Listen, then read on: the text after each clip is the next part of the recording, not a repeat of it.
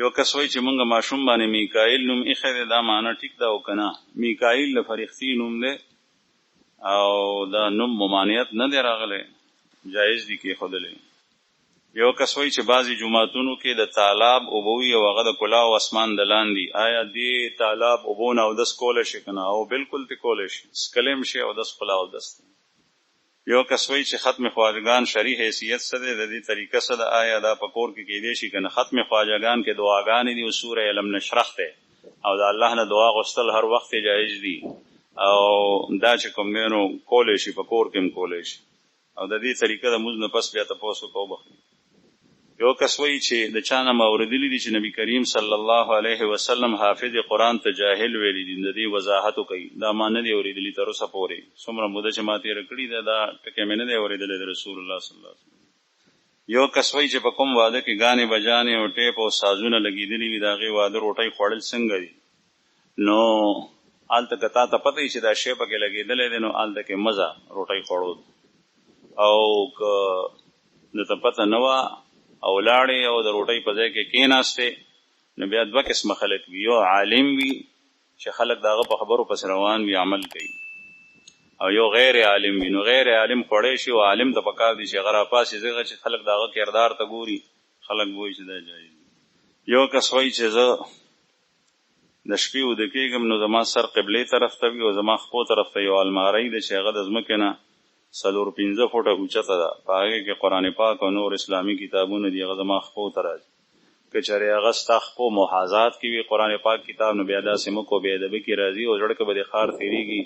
نو مخ بل طرف ته که او سر بل طرف ته واړو، خیر دی. داسې موده کېدی شي چې ستا سر چې کوم دی نو شمال طرف ته وي نو قبلې طرف ته د ښي طرف ته جسم لی نو مخ دې راځي. یو کس وایي که یو سړی د مزار زیارت ته لاړ شي او د مزار والا وسیله جوړه کړي دعا غواړي، دا جایز دی او که نه؟ د مزار نه دعا غوښتل دا حرام دی او د مزار والا وسیله ګرځول هغه سړی په کور کې هم دعا غوښتی شي چې یا الله د هغه د وجې نه ما ته راکړې، خو د علماو په دې کې اختلاف شته، بعضې وایي چې د وسیلې دعا غوښتل نه دی جایز او بعضې وایي جایز دی. یو کس وایي چې جوبلی انشورنس کمپنی کې کار کول جایز دي او که نه؟ ما ته پته نشته چې جوبلی انشورنس کمپنی څه شی دی، البته انشورنس باندې پوهېږم بیمه ته وایي او مفتیان کرام او اهل علم د بیمې په باره کې وایي چې د 2 وجو نه د بیمې کاروبار ناجایز دی، یو په دې کې جواري ده او یو په دې کې سود دی. یو کس وایي چې نن سبا د ملک حالات خراب دي او ډیر خلک د بیروزګارۍ د وجې نه یورپ ته او یو خوا بل خوا د نوکرۍ دپاره ځي، آیا مونږ صرف د رزق دپاره هلته تلی شو او د تجارت دپاره سړی د ملکونو ته تلی شي، لیکن هلته مستقل پاتې کېدلو کې دین ته نقصان شته او خپل دین او ایمان محفوظ کول دا ضروري دي. بل تپوس یې کړی دی چې د پلار د وفات نه مخکې یو زوی دی هغه ځمکه واخلي یا په کور کې نور پیسې ولګوي او دا کور او دا هر څه د پلار په نوم باندې دي، نو آیا د پلار د وفات نه پس به دا هر څه برابر تقسیمیږي چې چا خرچه کړي د هغه ته به خرچه جدا اول ورکوي؟ نه، دا به برابر تقسیمیږي، ځکه چې کله د دې زوی ځمکه واخیسته او پلار ته یې ورکړه او د پلار قبضې ته لاړه نو د ټولو بچو پکې حصه راله، او چې کله پلار مړ شي نو د اعمالو برابر تقسیمیږي. البته که دې پلار زامن بیل کړي د هر یو زوی ګټې ځان ته ده او بیا یو کس ځان ته ځمکه واخلي او یا مخکې نه دا تصریح شي و چې دا دې هلک اغشتې ده دا ځمکه ده د ځان ته ده، پلار قبضه کې نه ورکړي، بیا ورسره د رڼو حصه نشته. یو کس وایي چې د ائمه اربعو په منځ کې چې اختلافي مسایل نو دا د الله رحمت دی، لیکن نن سبا چې دا مختلف مکاتب فکر دي دی په منځ کې چې کوم اختلاف دی آیا دې ته د الله رحمت ویلی شو؟ نه، بعضې فرقې داسې دي چې هغه کافر دي، بعضې ملاحده او زنادقه دي او دا د الله جل شانه رحمت بالکل نه دی. د دې وجه دا ده چې هغه د ائمو په منځ کې چې کوم اختلاف دی هغې پسې شاته دلایل شته، رسول الله صلی الله علیه وسلم احادیث مبارک شته، داسې هم شته او داسې هم شته، لیکن دلته خو شاته نشته دی چې دلیل نشته دی، بې دلیله یو سړی د دین نه خلاف کوي نو دا د دین خلاف ورزي ده، دا اختلاف رحمت نه دی. رحمت مثال لا دی لکه نبی کریم صلی الله علیه وسلم د غزوه خندق نه پس جبرئیل علیه السلام وحی راړه چې بنو قریظه ته لاړ شئ او په هغې حمله وکړئ، دا الله حکم دی. دا الله رسول صحابو ته اعلان کو مدینه کې چې زئی ځان رسول او دا یو فرمایي لا یصلین احدکم الا فی بنی قریظه چې موس بنو قریظه ته ورسوي چې صحابه روان شول نو صحابه خو تعداد ډیرو بعضی کسان مخکې ورسېدل بعضی کسان هغه رستو پاتې شول هغه چې بنو قریظه ته تلل نو په لاره کې باندې نور پریوتو نو د مازیګر مستی قضا کېدو نو صحابه وی چې مسکو نو نور بعضی وته وی چې نه د الله رسول تاسو ته نو ویلی چې بنو قریظه ته رسوي نو دې صحابه وته وی چې د الله د رسول مقصد خدا نو چې تاسو مس قضا کوي بلکې هغه مطلب دا و چې زر لاړ شي اوس چې موږ نموز قضا کیږي نو موږ به مز دلته کو بیا بلاړ شو نو نیمو صحابه دلته په لاره کې موزو کو د نیمو نموز قضا شو او بیا ماښام نه پس د غروب شمس نه پس کړی دی بنو قریظه ته رسولی اوس دا اختلاف دی پسې شاته دلایل شته دواړو طرف د الله د رسول وینا مبارکه د یو د فهم مطابق یو شان و د بل فهم مطابق بل شان و د الله رسول په چا باندې نکیر نه دی کړی چې تا یو ته وی چې تا خوکل بته وی چې تا خطا کړي نه د دواړو تصویب وو اوس دا اختلاف ته لیکن دا اختلاف رحمت یو کسوی چې د صلات حاجت مسنون طریقه راته وخایا صلات حاجت 2 رکعات نیت وو تړي موس او پکې دا وای 2 رکعات صلات حاجت کوم یا دا مو آیا 2 رکعات نفل نیت وتړه او موس د عام موس پشان دي 2 رکعاتونه ډکو کاو چې کله دې موس وکړو بیا پاغه کې سوال وکړي چې یا الله دا موس ماته د پاره کو د دې د برکت زما فلان کې ضرورت پوره کا یو کسوی چې د خطبه په دوران کې دعا تلاش وچتول لا څنګه دی دعا کول شته وکنه د خطبه په دوران کې شریدا سټکه راشي چې داغه سره سړی دعا غوښته شي نو په ځړه کې دعا غواړه لیکن لاس چتول نشته او خطبه تناسته چې څنګه کې ناشته شي کې ناشته شي یو کسوی چې د بازار نه کمبل راړم او په کلی کې خرصوم د کشتونو په حساب سره او زمونږ کاروبار تقریبا 25 لک ته رسیدلې په میاشت کې کشت کوم دینو تقریبا 1 لک پورې جمع کیږي زه دکاندار ام زمونږ سره نقد نشته دی په دې باندې زکات څنګه ادا کړم تاسو سره چې کله دا پیسې رااله او نصاب ته برابر شي هغه وخت تاریخ هم نوٹ کا او بیا چې کله باغې باندې کار تیر شي غم نوٹ کا دا تجارت کې ستا لګ دی پیسې دی په دې باندې زکات شتا او چې کله اخر په تاو قتل چې دومره پیسې ما سره په ابتدا کې و نصاب ته رسیدي دومره اوس چې کوم موجود دی په دې باندې زکات ورک اگر کستا په لاس کې نقد نه وي ځکه چې دا په کاروبار کې لګی دی یو کسوی کچری الله جل شانه چاته بیا د نیک عمل توفیق ورکینو آیا دا د دې خبرې دلیل کې دی چې الله جل شانه د عمل مقبول کړي دی دا دلیل خو نه دی لیکن دا امید ساتل پکار دی چې الله به قبول کړي حضرت مولانا اشرف علی تھانوی رحمه الله فرمایي چې کله تا یو ځل او الله او بیا دوباره وی الله او الله پاک د دویم ځل د الله ویلو توفیق درکو نو ته د الله نه امید ساته چې ما ډومبه الله قبول شي دلیل وته نشو ویلې ځکه چې دلیل هغه ته وي چې حتمی فیصله سره یو کس ته پوس کړی دی چې بعضې خلک دلته راځي دي دارالایمان کې هم بغیر د ټوپۍ نه موس کوي بغیر د ټوپۍ نه موس کول څنګه دي ځان پوهول غواړم نو د ټوپۍ نه بغیر موس کولو مختلف صورتونه که د یو سړي په زړه کې هیڅ قسم غلط خیال نی او د سره ټوپۍ شته دی نو دی بغیر ټوپۍ ودرېدو نو موزي کېږي او که یو سړی معمول ګرځولې بغیر ټوپۍ مسکای نو د مسکول مکروه دی او که یو سړی ټوپۍ تاس پټکی تسفق ګوري په دی وجه مسکای یا وسره ټوپۍ دا ټوپۍ او پټکی کتر اخلاص کل پسف کې خلو نیت وتړلو دا سړی چې کوم دینو حتی کو توهین د دې سسکی د مکرم مکروه تحریمی دی او دا فیصله په خپل باندې د دې خلکو علماو په کتابونو کې مالی دي د فتوا کوشش دا پکار دی چې په پټ سر باندې مسکای یو کسوی چې یو سړی دی غزم په محله کې جماعت جوړ کړی دی خو هغه سړی مخ کې جواری کولا آیا په دې جماعت کې مسکولې شو کنه نو که چېرې دا جماعت په حرام مال باندې جوړ کړی نو حرام په مال باندې جماعت جوړول نه دی جایز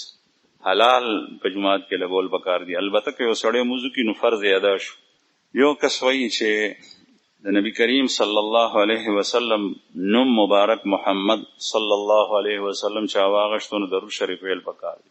کچری او سړی د قران پاک تلاوت کوي او پاغه کې د نبی کریم صلی الله علیه وسلم نوم مبارک رالو نو بیا به هم درود شریف ویو کنه نو جواب دا دی چې نه دی وخت کې مو آیا او دی وخت کې خپل تلاوت جاری ساته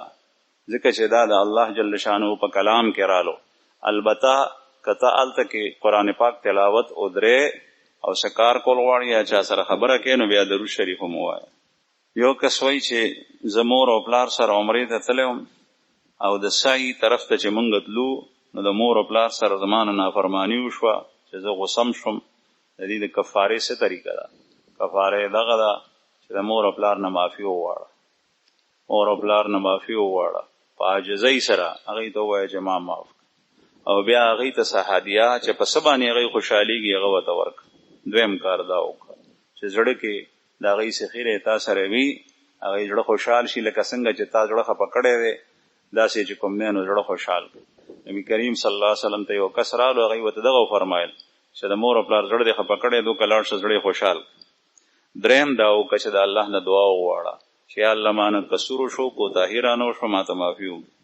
یو کس وایي چې بعضې حضرات یعنی امامان د اجتماعي دعا یو ځل وغواړي په مخ باندې لاس راکاږي او بیا دوباره لاس اوچتوي دعا غواړي. د دې شرعي حیثیت څه دی؟ نو شرعي حیثیت خو یې پته نه لګي، البته د 3 ځله د دعا غوښتو تذکره دا شته دی،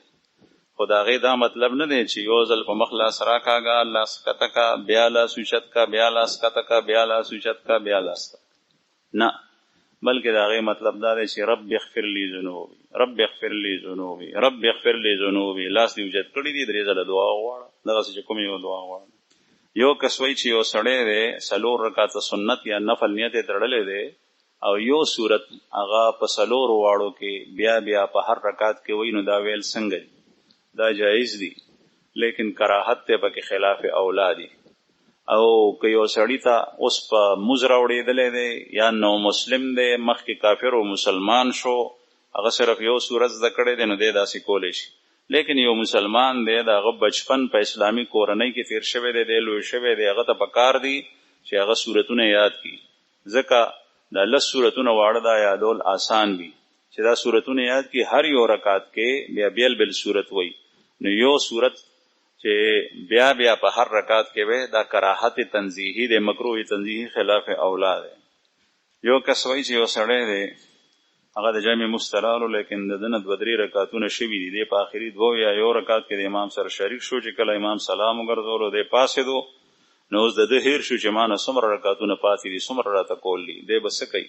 که دا په ړومبي ځل باندې د سره دا کیسه پیښه شوې وي نو دی د لمونځ بیا وکړي، او که په ړومبي ځل نه بیا به یې د سره کېږي نو دی د په اکثر باندې په عقل باندې یعنې دی دا ووایي چې دی وایي چې ما نه 3 شوي دي که 2 نو دی دا سوچو کې چې 2 رانه شوي دي او بیا دی ورسره نور موضوع کې چې مونځ پوره شي. یو کس وایي چې سړی په قرآن پاک کې آیت سجده تلاوت کړي او په ګاډي کې ناست دی او د سفر دوران کې چې کله دی سجده وکړي یو ځل هغه آیت دی دوباره ووایي نو آیا دی به بیا سجده کوي او که نه؟ نو که چېرې یو آیت په یو مجلس کې یو ځل وویلی شو سجده دی وکړه او بیا دی هغه آیت د